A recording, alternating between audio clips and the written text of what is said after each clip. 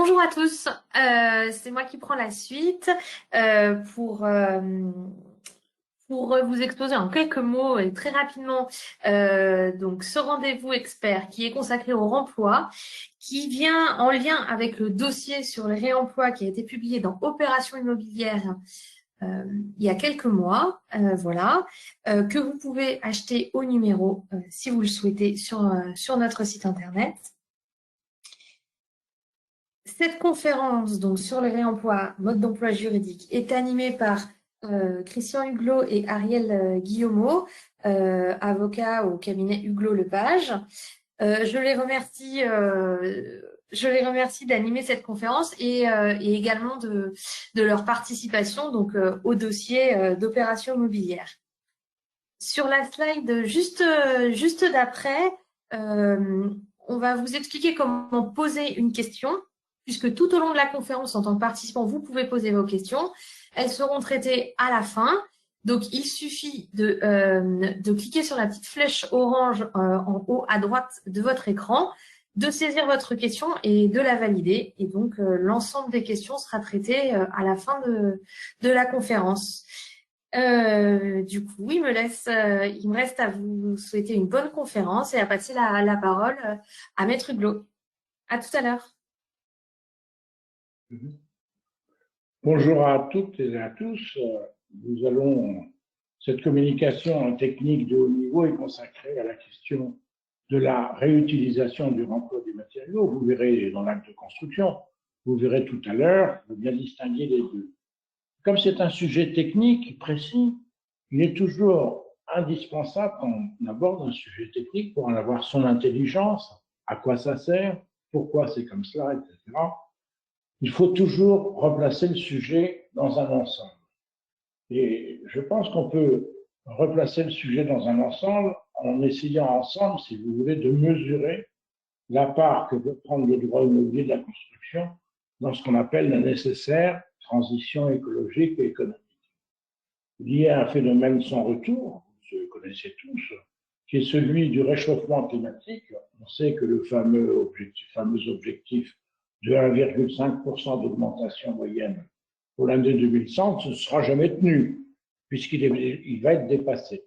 Et donc, il faut s'attendre effectivement à promouvoir des actions d'adaptation beaucoup plus fortes que celles qui avaient été initialement prévues.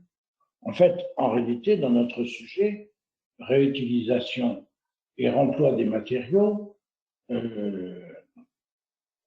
elle s'installe dans une volonté d'économiser les matières premières et favoriser indirectement la biodiversité.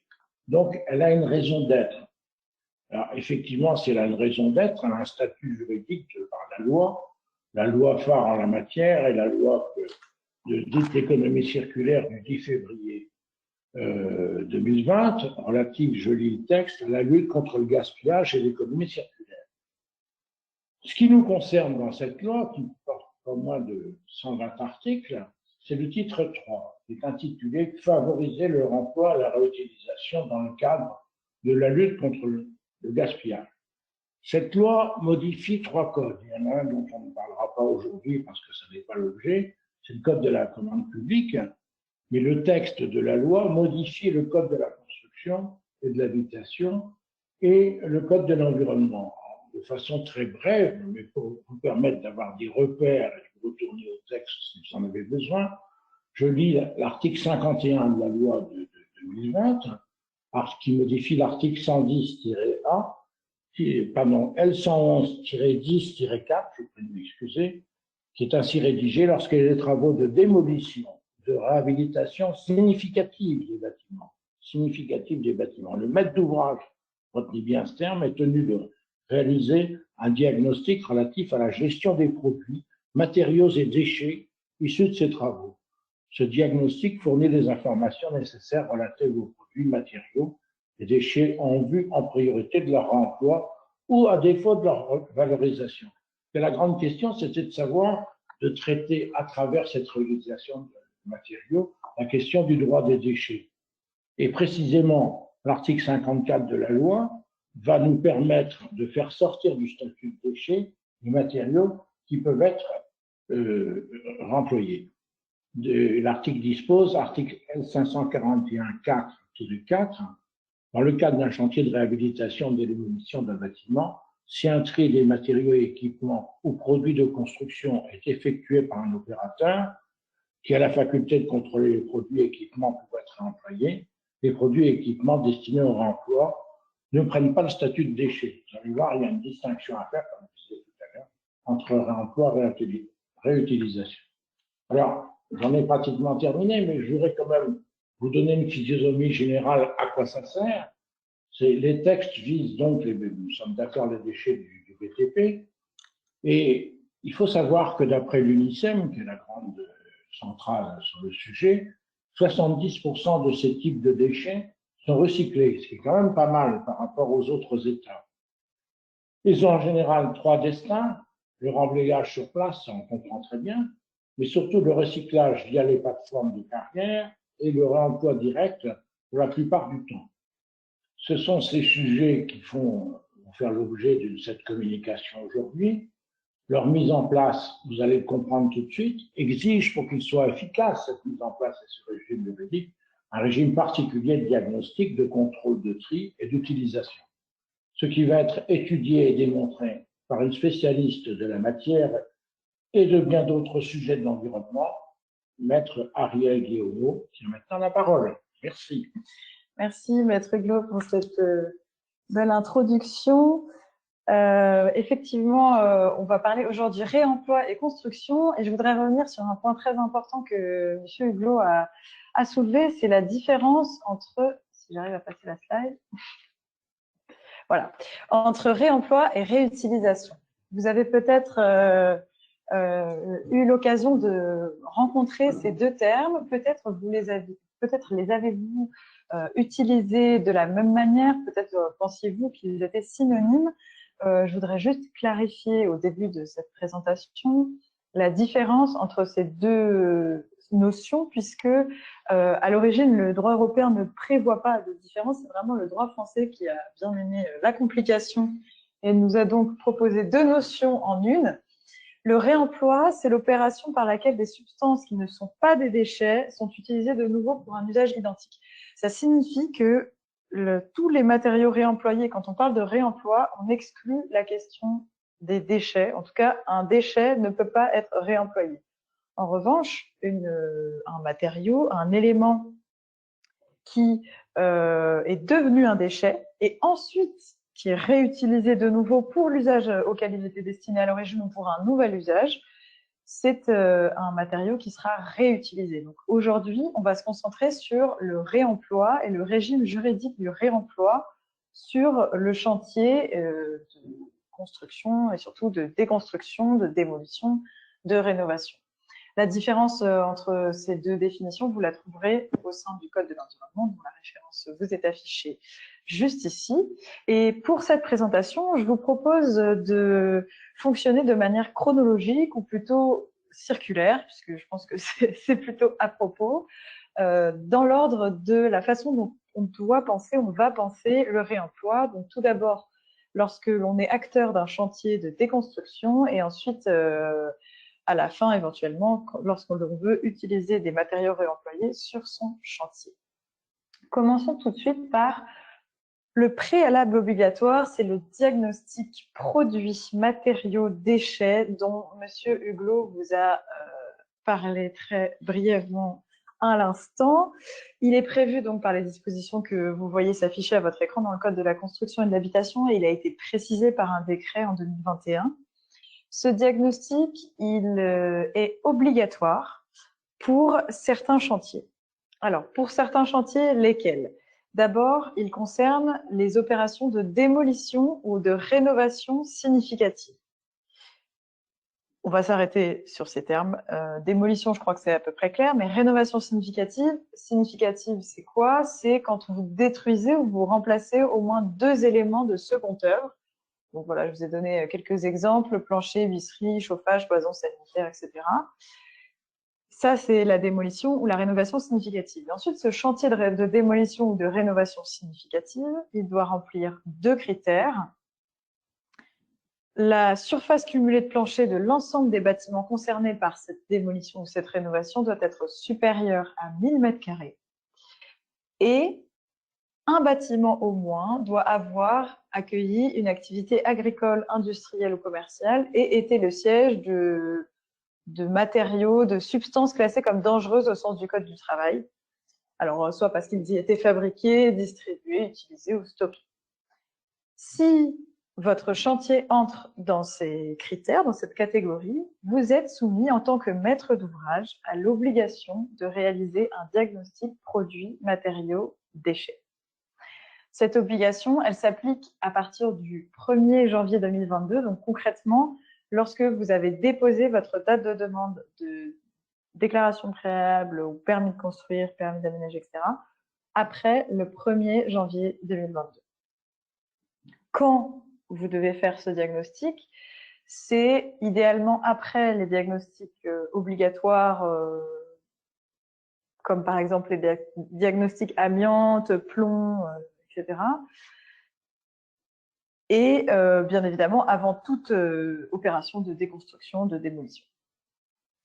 Si vous ne faites pas ce diagnostic, eh bien, pour l'instant, il ne se passe rien, puisque la loi n'a pas encore prévu de sanctions pour ce diagnostic, ce qui est assez surprenant dans la mesure où, voilà, Maître Glo vous a souligné à l'instant l'importance de favoriser le réemploi et même la gestion des déchets de manière générale, surtout dans le secteur du bâtiment, qui est un très gros pourvoyeur de déchets en France.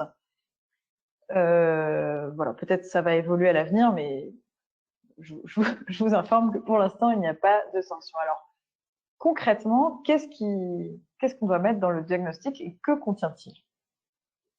Il doit contenir les indications sur les possibilités de réemploi sur le site de l'opération. Donc, ça signifie qu'il doit estimer la nature et la quantité des matériaux qui peuvent être réemployés sur le site. Et si jamais ce n'est pas possible, indiquer les différentes filières que pourraient prendre les matériaux pour devenir des déchets, donc être valorisés, éliminés, etc.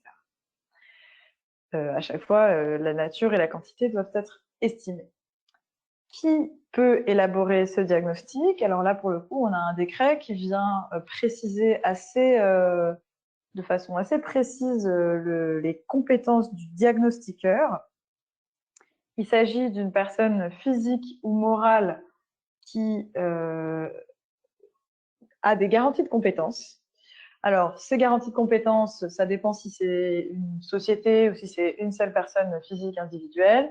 Mais en gros, une personne physique, elle doit avoir une expérience de 3 ans ou un diplôme spécifique dans le domaine du bâtiment. Et si c'est une société, elle doit prouver qu'elle a un salarié, une personne dans ses effectifs qui remplit ces critères de compétences. Et bien entendu, la société qui effectue le diagnostic ou le diagnostiqueur personne physique ne doit pas présenter de lien avec le maître d'ouvrage, présenter des garanties d'indépendance. Et la dernière chose importante à savoir, c'est que le diagnostiqueur doit souscrire à une assurance qui permet de couvrir ces préjudices, les préjudices qui pourraient résulter d'erreurs dans le diagnostic et qui porteraient vraiment atteinte à l'économie générale du projet. Donc, on comprend bien que si, par exemple, le diagnostiqueur a estimé le triple ou le quadruple de matériaux réemployés, alors qu'en réalité, on peut en utiliser qu'un quart. Voilà, le préjudice, notamment financier, pour le maître d'ouvrage peut être conséquent. Et donc, sachez que les diagnostiqueurs sont tenus de souscrire à une assurance pour ce genre de situation. Ça, c'est le côté obligatoire. Je dirais c'est un incontournable si jamais vous êtes concerné par les critères que j'ai évoqués tout à l'heure, votre chantier était concerné par les critères que j'ai évoqués, et que vous avez l'intention de mettre en œuvre une opération de réemploi. Mais, à vrai dire, aujourd'hui, nous sommes dans un moment où la filière réemploi n'est pas encore arrivée à sa complète maturité, et il nous semble qu'il faut compléter cette démarche par une démarche qui est volontaire et qui peut être, à vrai dire, j'ai écrit utile, mais pour moi, c'est presque nécessaire si vous avez vraiment envie que votre opération immobilière s'inscrive dans une vraie démarche de réemploi. Il vous faut, à mon sens, réaliser ces deux démarches. Alors, quelles sont-elles? La première, c'est le diagnostic ressources. Donc, c'est un autre diagnostic, ce n'est pas le diagnostic produits, matériaux, déchets. Il n'est pas obligatoire. Il a pour vocation d'aider le maître d'ouvrage à la décision et en fait, il va être focalisé sur le réemploi. C'est-à-dire qu'il va être beaucoup plus complet que le diagnostic produits, matériaux, déchets parce que, en fait, pour vous donner un petit peu une idée, le diagnostic PMD est souvent réalisé par des professionnels qui sont spécialistes dans la gestion des déchets. Tandis que le diagnostic ressources va, lui, pouvoir être réalisé par soit votre AMO réemploi, soit un spécialiste du réemploi, et donc être complètement focalisé, non seulement sur les ressources à votre disposition au sein de votre chantier, pour vraiment identifier précisément, à l'aide de photographies, faire des diagnostics techniques sur les matériaux et les éléments qui se trouvent sur votre chantier, et en même temps avec une vraie expertise sur la façon dont il faut déconstruire pour pouvoir réemployer ces matériaux et ces éléments pour qu'ils puissent être réemployés sur un autre chantier ou sur le même, mais en tout cas qu'ils ne deviennent pas des déchets et que vraiment la dépose soit soignée et puisse permettre ce réemploi effectif. Donc ça peut être, c'est pour moi une démarche qui est absolument essentielle dans la réalisation d'une opération avec une part importante de réemploi. Et la seconde démarche qui est également très complémentaire avec ce diagnostic et qui va être vraiment absolument indispensable, même si voilà, ce sont deux démarches qui sont complètement volontaires, c'est la réalisation de fiches techniques matériaux. Très concrètement, pour chaque élément, chaque matériau, chaque substance que vous allez retrouver sur le chantier, vous pouvez faire appel à votre AMO, là encore réemploi, ou qui peut-être lui fera appel à des opérateurs techniques pour décrire les caractéristiques techniques des bâtiments, des matériaux et des éléments qui ont vocation à être réemployés. Donc, vraiment, pour chaque élément, chaque matériau, vous allez avoir une fiche technique et ce qui va peut-être presque pallier l'absence de documentation technique. Je sais pas, par exemple, votre cadre de fenêtre ne sera pas neuf puisque vous allez en faire un matériau réemployé, mais vous aurez les dimensions de ces cadres de fenêtre, vous aurez la quantité, vous aurez la façon dont ces cadres de fenêtres peuvent être réemployés, d'où viennent ces cadres de fenêtres, quelle est leur marque, quelle est leur date de fabrication si vous la connaissez, ou en tout cas approximative, etc. En tout cas, toutes ces informations techniques, elles vont servir ensuite, une fois que vous aurez trié, déposé, mais on y viendra après, éventuellement pour la commercialisation de ces matériaux destinés à être employés ou bien même juste pour l'assurance. Je vous en dirai un mot ensuite. Donc, une fois que vous avez posé le diagnostic sur votre chantier, que vous êtes au clair sur le contenu, le potentiel que revêt votre chantier quant au réemploi, il va falloir concrètement passer à l'opération de déconstruction et de démolition, plutôt de rénovation et de déconstruction plutôt que de démolition, parce que démolition, ça implique vraiment une destruction complète. Et là, on va arriver à l'étape la plus importante, je dirais, c'est le tri des matériaux sur le chantier. Monsieur Hulot l'expliquait tout à l'heure rapidement, et je voudrais revenir dessus parce que c'est important. Jusqu'à la loi de 2020, la loi sur l'économie circulaire qui a été mentionnée, il y avait un véritable flou sur le statut des matériaux qui étaient réemployés. On n'avait pas vraiment d'indication sur le statut de déchet ou non, et c'est vrai que le statut de déchet pour un maître d'ouvrage emporte une responsabilité qui est vraiment très importante, non seulement dans le traitement, mais ensuite, voilà, le maître d'ouvrage demeure responsable du déchet jusqu'à sa valorisation finale, son élimination finale. Donc ça a posé vraiment des problèmes puisque vous vous doutez bien que si jamais vous avez des matériaux réemployés, que vous voulez les transmettre à quelqu'un d'autre, mais que finalement c'est considéré comme un déchet et que vous en demeurez responsable alors qu'ils ne sont absolument plus entre vos mains et que finalement leur possession est complètement hors de votre contrôle, bon, ça posait des questions de responsabilité assez importantes et ça freinait naturellement les maîtres d'ouvrage dans la mise en œuvre du réemploi sur le chantier. Entre autres freins qui étaient mis à la filière. Donc, en 2020, le Code de l'environnement a été modifié et la règle a été posée, le matériau qui est destiné au réemploi ne prend pas le statut de déchet s'il remplit 3 conditions.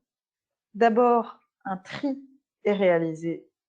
Ce tri doit être réalisé sur le chantier. Et ce tri doit être réalisé par un opérateur qui a la faculté de contrôler les produits et équipements pouvant être réemployés. Alors, autant la question du tri et la question de la localisation de la géographique de ce tri est assez claire, autant la qualification de cet opérateur ne l'est pas, puisque contrairement, par exemple, au diagnostiqueur PMD, dont je vous ai plus précédemment expliqué un petit peu les compétences et les contours, cet opérateur n'est pas défini par la loi, on n'a pas de garantie de compétences, on n'a pas, voilà, on ne sait pas si c'est des architectes, des sociétés spécialisées, voilà, il n'y a pas de définition et on n'a pas de décret d'application de cette disposition. Il n'y en a pas qui est prévu non plus, donc on est un peu obligé de deviner. Concrètement, ça va être un spécialiste du réemploi ou un architecte qui va réaliser ce tri pour que vos matériaux, les matériaux qui font partie du bâtiment que vous êtes en train de déconstruire, puissent être réemployés et ne prennent pas le statut de déchet. Si vous ne réalisez pas ce tri en remplissant ces conditions, les matériaux vont se transformer en déchets. Il y a un point que je voulais soulever, sur lequel je voulais attirer votre attention, c'est que certains des matériaux que vous allez déconstruire, automatiquement, vous avez l'obligation de vous en défaire. Et si vous avez l'obligation de vous en défaire, ça signifie que ça devient des déchets et que donc vous ne pouvez pas les réemployer. C'est vrai que quand on le dit, c'est presque du bon sens, mais les matériaux qui contiennent de l'amiante, qui contiennent du plomb, ce genre de choses, ne peuvent pas être réemployés. On ne sait jamais, je le dis, ça va mieux en le disant, mais du coup, ils prennent directement la qualification de déchet, quand bien même ils rempliraient les conditions que j'ai évoquées ci-dessus du tri. Et c'est presque bien normal, j'ai envie de dire. Donc, vous êtes au stade, vous avez fait le diagnostic, le potentiel a été identifié. Ensuite, vos matériaux, vous avez déconstruit, vos matériaux ont été triés. Et maintenant, qu'est-ce que vous allez faire de tous ces matériaux? Vous avez plusieurs options vis-à-vis de ces matériaux que vous avez consciencieusement déposés, triés, dont vous avez établi les fiches techniques. La première chose à faire, avant même de décider ce que vous allez en faire, c'est de bien comprendre à qui ils appartiennent. D'ailleurs, je pense que cette étape pourrait être réalisée avant même le tri, parce que c'est un peu dommage de faire tout ça et de se rendre compte à la fin qu'on n'en est pas propriétaire. C'est qui est propriétaire des matériaux que vous avez démolis, déconstruits. Pourquoi je dis ça? Parce que il arrive que certaines sociétés qui sont spécialisées dans la déconstruction prévoient, soit dans les marchés ou soit dans les contrats, qu'elles deviennent propriétaires des matériaux qui sont récupérés à l'issue de la déconstruction. Donc, si vous avez l'intention, vous, maître d'ouvrage, de récupérer ces matériaux pour en faire plusieurs choses, on verra après quoi, il faut impérativement que vous pensiez à vérifier les clauses du contrat ou du marché que vous avez passé avec cette société, et de manière générale les opérateurs qui vont fonctionner sur le chantier de déconstruction, pour ne pas vous faire surprendre, et que vous confirmiez que vous restez bien propriétaire des matériaux une fois qu'ils ont été déconstruits. Voilà, c'est un petit point pratique, mais c'est vrai que ce serait dommage de faire tout ça et de se rendre compte après coup que finalement, on n'est pas libre de disposer de ces matériaux qu'on a pris tant de soin à déposer. Alors, quelles sont vos options? La première option, c'est sans doute la plus simple, c'est de réemployer les matériaux sur le même site. Pourquoi c'est la plus simple? Parce que très simplement, il n'y a pas de transfert de propriété entre vous, maître d'ouvrage, et une autre personne qui sera intéressée pour récupérer ces matériaux. Donc forcément, c'est simplifié. J'attire tout de même votre attention sur la question des assurances. On parlait tout à l'heure des fiches techniques et je vais en reparler après parce que je voudrais faire un tout petit focus sur les assurances. C'est pas parce que vous êtes sur le même chantier et que vous réemployez des matériaux que vous avez vous-même déposés que vous ne devez pas faire attention aux assurances et aux propriétés des matériaux et éléments que vous avez réemployés. Vous utilisez des matériaux qui sont d'occasion et donc qui n'ont pas forcément les mêmes propriétés techniques, ou ils peuvent avoir les mêmes propriétés techniques, mais en tout cas, il faut établir et définir ces points, notamment pour tout ce qui est assurance auquel vous allez être soumise, donc les assurances dont je reparlerai après. Je vais pas m'appesantir là-dessus, je vais parler après des assurances. La deuxième option que vous avez pour le devenir des matériaux qui ont vocation à être réemployés, c'est de vendre ces matériaux. Alors, il y a beaucoup d'obligations qui pèsent sur le vendeur de manière générale, comme les obligations de conformité, les garanties vice cachées, etc. Alors que la valeur des matériaux que vous avez déposés parfois est relativement faible, puisqu'il s'agit de matériaux qui sont voilà, on le disait, d'occasion, qui n'ont pas forcément de valeur, autrement dit, beaucoup de problèmes pour peu de revenus, si je puis m'exprimer ainsi. Sauf que parfois, vous avez quand même des matériaux qui peuvent présenter une valeur certaine, et puis vous avez envie de valoriser économiquement ces matériaux que vous avez réemployés que vous avez déposés sur le chantier. Très bien. Dans ce cas-là, je vous encourage à bien prévoir au sein des contrats de vente ou des marchés, mais je ne vais pas rentrer dans le détail de chaque contrat, des clauses qui vont par exemple exclure certaines garanties. Par exemple, si vous-même vous êtes un professionnel et que vous contractez avec un professionnel du même domaine, vous avez la possibilité d'exclure la garantie des vices cachés du domaine. Donc, typiquement, c'est ce genre de choses auxquelles il faudra faire attention.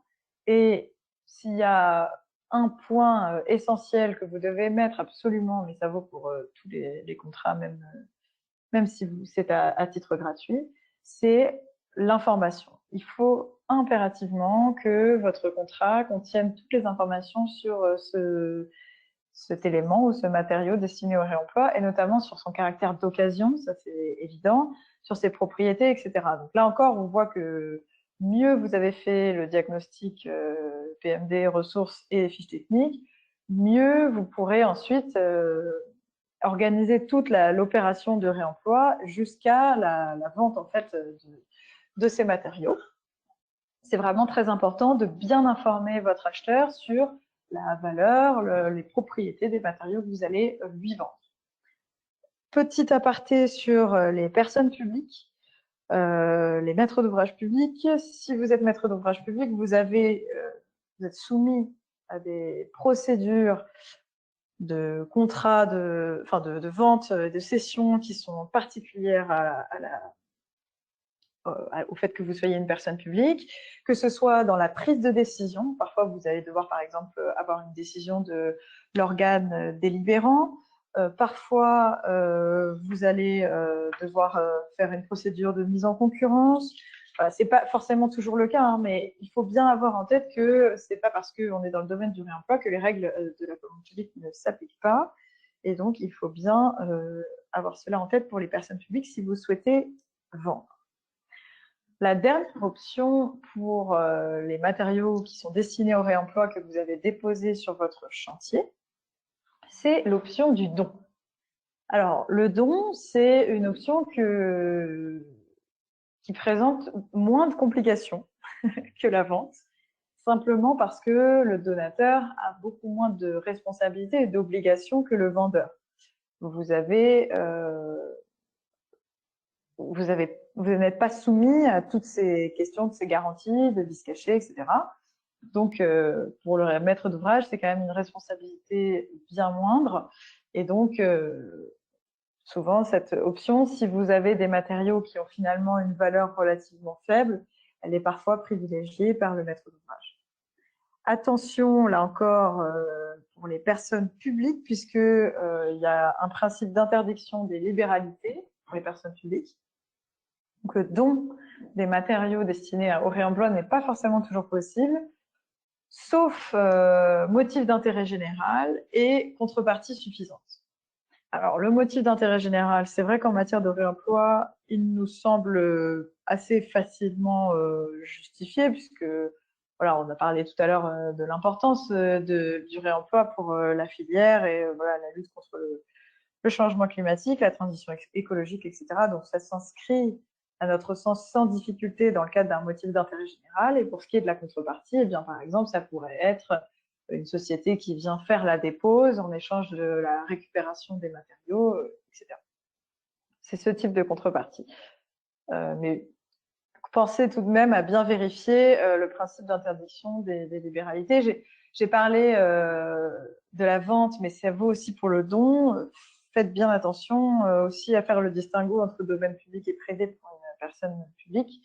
Vous n'êtes pas toujours, voire très rarement, en mesure de vendre ou de donner des matériaux réemployés s'ils sont issus d'un chantier situé sur le domaine public. Attention.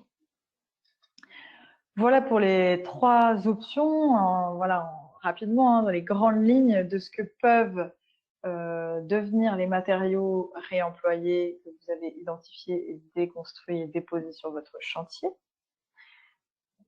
Maintenant, si vous êtes un maître d'ouvrage qui avait récupéré ces matériaux et que vous souhaitez construire, pas revenir sur des aspects techniques de conception, puisque je pense que je ne serai pas la meilleure pour vous parler de ces choses-là, mais par contre, je voudrais attirer votre attention sur un point juridique qui est celui des assurances. Si vous êtes maître d'ouvrage et si vous êtes constructeur, vous êtes soumis à des assurances, notamment la décennale, vous le savez. Vous devez contracter des polices d'assurance. Et très généralement, ces polices d'assurance n'incluent pas les techniques non courantes de construction. Qu'est-ce que ça signifie? Ça signifie que les techniques inhabituelles ne sont pas prises en compte dans l'assurance, tout simplement. Mais la question qu'on peut se poser, c'est est-ce que les matériaux réemployés entrent ou non dans cette catégorie des techniques non courantes? Et donc, est-ce que les matériaux réemployés sont couverts par les polices d'assurance classiques, décennales ou les polices de maître d'ouvrage? Alors, la réponse à cette question n'a pas été tranchée ni par la loi ni par la jurisprudence aujourd'hui, de sorte qu'il n'est pas vraiment possible de vous donner une affirmation en droit positif. En revanche, en pratique, on voit bien que les assureurs aujourd'hui considèrent que oui, les matériaux réemployés, ça entre dans la catégorie des techniques non courantes. Donc, ça signifie qu'il faut déclarer avant la mise en œuvre du chantier l'emploi de ces matériaux et pourquoi pas prendre une police spécifique. Aujourd'hui, on comprend qu'avec le développement du réemploi, si vous êtes accompagné d'un AMO réemploi, vous avez la possibilité avec votre assureur, de discuter avec lui et de pas forcément avoir une surprime, mais voilà, il faut que vous sachiez que, a priori, aujourd'hui, dans la pratique, on considère que l'emploi de matériaux réemployés fait partie de la catégorie des techniques non courantes de construction. Je voudrais finir en vous parlant à nouveau des fiches techniques matériaux. Elles sont utiles ici encore. Pourquoi? Parce que vous avez acquis, soit parce que vous êtes acheteur, soit parce qu'on vous a donné, soit parce que vous êtes le maître d'ouvrage qui avait réutilisé sur votre chantier les matériaux réemployés. Mais en tout cas, vous en êtes au stade de la construction avec des matériaux réemployés. Et ces matériaux, si les choses ont été faites correctement, ou ces éléments que vous avez achetés qui ont vocation à être réemployés, si la personne a suivi ce webinaire, elle a établi des fiches techniques matériaux attachées à chaque élément. Donc, vous disposez à la fois d'éléments qui ont vocation à être employés et de fiches techniques qui sont attachées. Pourquoi c'est utile? Parce que vous allez pouvoir présenter ces fiches techniques à votre assureur, pouvoir lui présenter les propriétés de chacun des matériaux et des éléments que vous avez l'intention de réemployer dans votre chantier. Et lui, il va pouvoir évaluer le risque qui est attaché à ce matériau et vous proposer une police d'assurance, une garantie en conséquence. Donc, vous voyez que de A à Z, plus on a une vision globale des caractéristiques techniques des matériaux qui sont employés sur le chantier, grâce notamment aux fiches techniques, mais ça peut être aussi grâce au diagnostic. Mais je pense que les fiches techniques, c'est important parce qu'elles peuvent se transmettre. Et elles pallient finalement le manque de documentation technique qu'on pourrait avoir avec des matériaux neufs. Plus on a cette connaissance globale des matériaux et de leur potentiel, de leurs propriétés, et plus l'opération de réemploi va être bien ficelée, bien assurée, et donc potentiellement voilà, utile et rentable, ce serait quand même encore mieux. Voilà, j'ai fait à peu près le tour des principaux points que je voulais aborder avec vous. Je sais qu'il y a des questions, j'en ai vu déjà passer quelques-unes. Alors, je vous propose de les prendre dans l'ordre. Eh bien, je vous remets la petite slide sur la façon de poser des questions et je vais commencer par répondre à la première question. Une pratique qui existe aujourd'hui est de démonter sélectivement des équipements matériaux déchets en vue de leur réemploi sans qu'ils deviennent déchets, mais pour un usage différent de leur usage d'origine. Pourtant, cette pratique n'est pas prévue par le Code de l'environnement. C'est une bonne question parce qu'effectivement, la définition du réemploi, elle est assez stricte. C'est un usage identique à l'usage d'origine. Pour moi, si on lit le Code de l'environnement stricto sensu, ce n'est pas du réemploi. Si vous utilisez, je sais pas, une fenêtre et que vous en faites une table, je raconte n'importe quoi, hein, mais j'essaie de vous faire visualiser un exemple concret. Ce n'est pas du réemploi pour moi. Vous allez pouvoir appeler ça peut-être réutilisation, vous allez pouvoir peut-être appeler ça recyclage, upcycling, mais on n'entre pas effectivement dans la définition légale du réemploi. Je vais essayer de vous la remettre sous les yeux. Hop, voilà. On voit bien ici que c'est un usage identique à celui pour lequel ils ont été conçus. Alors que la réutilisation, les matériaux peuvent être utilisés, mais de quelque façon que ce soit. Donc, effectivement, dans votre question, vous dites les matériaux ne deviennent pas des déchets, mais ils sont utilisés à un usage différent que celui pour lequel ils ont été conçus. Eh bien, ce n'est pas conforme à la lettre du Code de l'environnement. C'est tout ce que je peux vous dire, mais très honnêtement, c'est pas étonnant qu'aujourd'hui on ait des pratiques qui sont pas forcément, qui collent pas forcément à la lettre du code, puisque on est dans une filière, comme je le disais tout à l'heure, qui est pas complètement mature. On a d'abord pratiqué, ensuite encadré, donc voilà, c'est pas forcément étonnant, mais pour répondre à votre question, le réemploi, c'est un usage identique à celui pour lequel ils ont été conçus. Et si ça rentre pas dans la case du réemploi, alors c'est autre chose. Et cette autre chose, souvent, ça va être de la réutilisation. Et donc, il y a bien le passage par la case déchets. Deuxième question, est-ce que toute opération de démolition, quelle que soit son importance, est soumise à l'obligation de diagnostic? Alors, j'en ai parlé tout à l'heure, je pense que j'ai répondu à cette question. Non, c'est pas toutes les opérations de démolition qui sont soumises à l'obligation de diagnostic. Je parle diagnostic produits, matériaux, déchets. Là, j'ai parlé de deux diagnostics aujourd'hui, le diagnostic PMD et le diagnostic ressources. Le diagnostic PMD n'est obligatoire que pour certaines opérations de démolition et le diagnostic ressources est une démarche volontaire et n'est donc pas obligatoire du tout. Les autres diagnostics, c'est autre chose. Je ne parle pas ici des diagnostics thermiques, amiante, etc. Troisième question. Existe-t-il des référentiels ou des fiches modèles pour le diagnostic ressources? Oula, j'arrive plus à parler. Le diagnostic ressources et les fiches techniques matériaux. Oui, absolument. J'en ai vu passer. Je sais que, alors, malheureusement, le nom m'échappe, mais j'ai vu que des fiches techniques, notamment pour les matériaux, ont été présentées. Alors, j'arrive plus à me souvenir si c'était la Fédération du bâtiment ou en tout cas un organisme comme ça. Je suis désolée, je vous apporte pas une réponse très claire, mais je sais qu'elles existent. Si vous tapez sur Google référentiel, fiches techniques matériaux, vous allez en trouver. Il me semble qu'elles sont payantes, mais que la filière a prévu effectivement des référentiels pour vous aider sur le plan technique à construire ces fiches techniques, à les élaborer. Bon, en tout cas, si vous êtes à Alors, jour. ouais, je me permets de préciser que donc Bellastock Repair a mis en place des fiches techniques. Donc voilà, enfin, il y a sûrement d'autres intervenants, mais entre autres, Bellastock Repair 2 a mis en place des fiches techniques. Voilà. Parfait. Voilà, vous avez la réponse complète à votre question.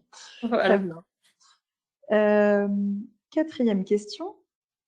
Qu'appelle-t-on contrôle lorsqu'on parle de l'opérateur de tri qui a la faculté de contrôler les produits? C'est une très bonne question.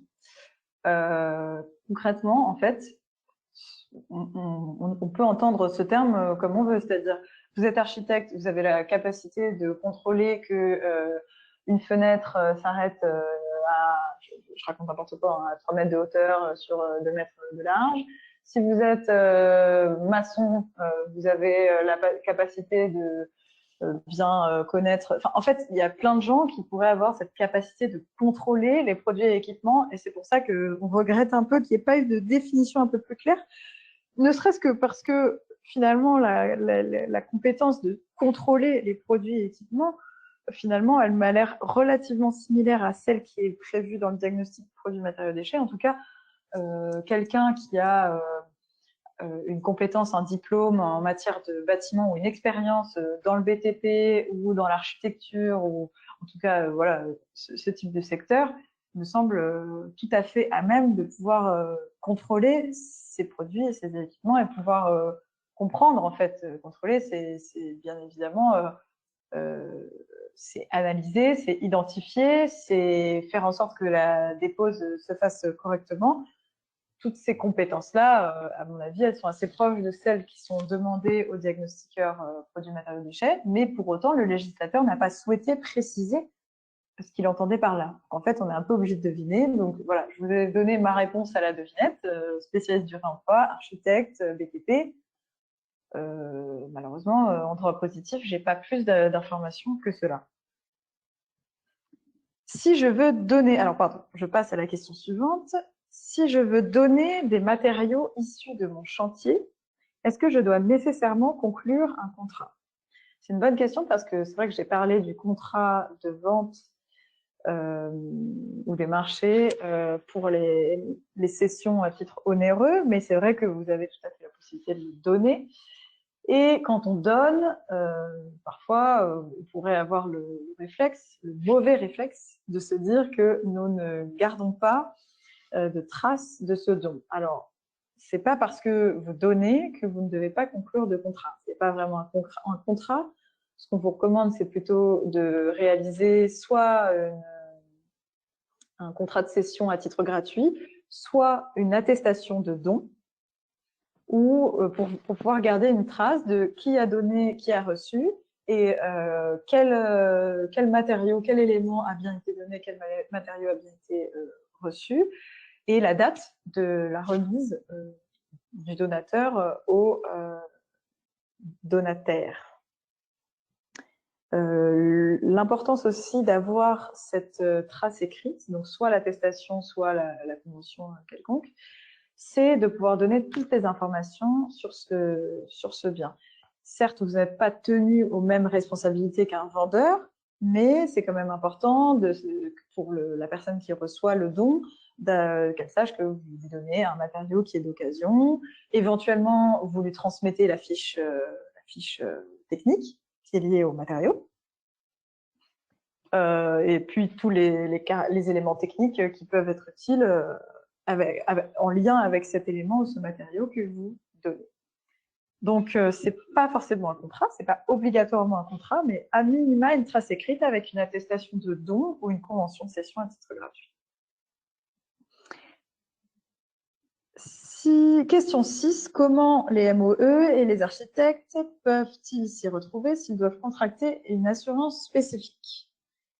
Comment ils peuvent s'y retrouver? C'est un peu vaste comme question.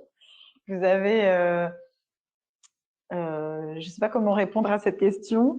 Je pense que l'aide d'une assistance à maître d'ouvrage peut être très utile, faire appel à des Je courtiers. pense que, excusez-moi, l'auditeur parlait de s'y retrouver financièrement, en fait. Comment l'économie financière, enfin, comment l'économie du projet peut être préservée? Ah, ça, c'est une bonne question qui n'est pas juridique. Effectivement. Je peux, pour l'équilibre financier du projet, effectivement, c'est un point. Il n'est pas forcément obligatoire. Je ne suis pas sûre que tout le monde doit contracter une décennale, par exemple. Il faut faire, voilà, là, il faut vraiment prendre chaque projet un par un et vérifier, voilà, qui est soumis à quelles obligations. Mais malheureusement, encore une fois, financièrement, ça va dépendre de l'opération, de quel type d'assurance. Mais sur ce point, c'est vrai que la réalisation d'un diagnostic ressources va pouvoir être utile parce que si vous faites ça avec un AMO qui est spécialisé dans l'emploi, il va pouvoir vous aider à la décision, aider le maître d'ouvrage notamment à la décision est-ce que c'est rentable ou pas, l'opération de réemploi. Le diagnostic est censé vous présenter finalement des scénarios de réemploi ou avec le réemploi des matériaux, avec la dépose, avec éventuelle vente des matériaux, etc. Ou sans ces opérations, ou en tout cas à minima, etc. Vous allez pouvoir avoir une aide à la décision, et c'est pour ça que je parlais d'aide à la décision tout à l'heure, sur la faisabilité également financière de cette opération de réemploi. Maintenant, en tant que maître d'œuvre et architecte, oui, vous allez devoir prendre des assurances, ça c'est clair. Je ne peux pas vous en dire plus que ça. Question 7. La question de la décennale est pertinente, toutefois, elle s'applique sur des ouvrages neufs ou qui s'intègrent dans l'ouvrage neuf. Quid de cette notion? Oui, mais c'est la même chose. Si vous avez un matériau réemployé qui s'intègre dans une construction, je pense par exemple à l'exemple de la construction qui a été présentée dans le dernier opération immobilière. Si vous avez l'occasion de le lire, il y avait je crois, soit un chantier de réhabilitation, soit de construction neuve, et qui avait eu l'occasion d'utiliser des fenêtres d'un autre chantier de déconstruction. Oui. Typiquement, si vous utilisez des matériaux réemployés dans une construction neuve, la décennale s'applique. Après, je vous avoue que je ne suis pas experte en droit des assurances, donc je ne voudrais pas vous raconter de bêtises. Je pense qu'il faut plus de précision sur la nature exacte de la construction, mais a priori, la décennale est cruciale. Question 8. Est-ce qu'il y a des obligations particulières pour les revendeurs étrangers en termes de transmission d'informations techniques et ou de chantier d'origine, par exemple? Ah, ça, c'est une bonne question. C'est une bonne question parce qu'on sait, par exemple, qu'en ce qui concerne les déchets, le transfert transfrontalier, c'est quelque chose qui est particulièrement casse-tête, pour rester poli. Je pense que il n'y a pas d'obligation ou autre que celles qui sont les obligations classiques du droit du droit des obligations et du droit de la consommation, si vous n'êtes pas avec un professionnel. C'est-à-dire que l'information doit être claire à la fois pour le vendeur et pour l'acheteur, ce genre de choses. Mais il n'y a pas si vous parlez d'obligations qui seraient liées au caractère réemployé du matériau, c'est les mêmes obligations que celles qui s'appliquent en France a priori. Question 9. Avez-vous un exemple de contrat adapté de vente de matériaux à réemployer? Alors, le contrat de vente, c'est un contrat qui est personnalisé en fait. Hein. C'est pas, je veux dire, il y a plusieurs types de contrats possibles. Ça peut aussi être à un marché, hein, si jamais vous êtes une personne publique. Donc, il y a plusieurs, on peut imaginer plein de types de contrats, en fait. Il n'y a pas un type de contrat. Ça peut être un contrat de vente, ça peut être un marché, ça peut être plein de choses. Ce qu'il faut bien comprendre, c'est les clauses à l'intérieur qui sont importantes. Quand je parle de contrat de vente adapté, en fait, c'est pas, vous ne devez pas avoir un type de contrat en particulier. Le type de contrat, c'est le contrat de vente ou le marché, si jamais c'est un marché. Ce qui est important, c'est le contenu de ce contrat, et l'adaptation, elle se fait au niveau du contenu de ce contrat et notamment des clauses. Donc, j'ai parlé tout à l'heure de l'information. Vraiment, je crois que c'est le point le plus important dans la transmission, la cession d'un matériau qui est destiné à être employé, c'est l'information. Il faut absolument que vous soyez en mesure d'informer le plus complètement possible votre acheteur sur la nature et les propriétés du matériau que vous lui vendez. Et là, il faut être un petit peu plus, quand on parle d'adaptation, il faut être un petit peu plus précis que si vous vendiez quelque chose de neuf, puisque vous n'avez pas de documentation technique, vous n'avez peut-être pas forcément fait tous les tests techniques pour donner les réponses sur toutes les propriétés du matériau. Donc, ça veut dire que si vous avez les réponses, vous devez les donner. Et si vous n'avez pas les réponses, vous devez aussi dire, voilà, sur cette telle et telle propriété, on n'a pas forcément d'informations. En ce qui concerne les différentes garanties qui sont obligatoires dans le contrat de vente, là aussi, vous pouvez adapter la garantie des vices cachés, la garantie des produits défectueux. Ce genre de choses doivent être rédigées en gardant à l'esprit que vous vendez un bien qui est d'occasion et dont vous n'avez peut-être pas forcément, sur lequel vous n'avez pas forcément toutes les informations. C'est ça que je veux dire par contrat adapté. Voilà, j'espère avoir répondu à votre question. Question 10. Le projet d'arrêté publié par le ministère de la Transition écologique qui devrait abroger l'arrêté du 19 décembre 2011 et repousser la date d'application au 1er janvier 2023 va-t-il réellement devenir applicable, c'est-à-dire être signé et publié au JO? Je n'ai pas de boule de cristal. Je crois que je devrais mettre une plaque parfois. Je ne sais pas, mais a priori, le projet il a été publié.